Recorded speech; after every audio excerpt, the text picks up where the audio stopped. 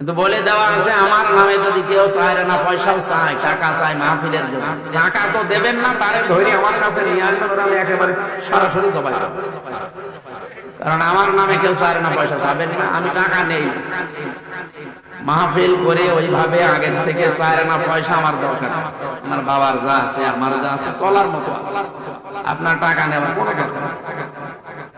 এই জন্য বাস্তবতা হচ্ছে আমার জন্য যদি কেউ টাকা চায়, সে আমার শ্যালক হোক আর হুসাইন হোক আর যেই হোক, এই কিশোরগঞ্জ এলাকায় আবুল কালামা ওয়াজা আজাদ তো না ওয়াজা, এই শয়তান আমি জেলে থাকার সময় ওনাকে বিভিন্ন মানুষকে বলেছে আমি হুজুরের পরিচিত, আপনার আমার কাছে 10,000 20,000 করে টাকা দেন, ডেট কত লাগবে আমি দিচ্ছি। আর মানুষও পান এই কিশোরগঞ্জ ভৈরব, এরপরে এই যে ব্রাহ্মণবাড়িয়া, এই এলাকার মানুষগুলো প্রায় 30টার উপরে ওরে 10,000 15,000 20,000 করে টাকা দিচ্ছে।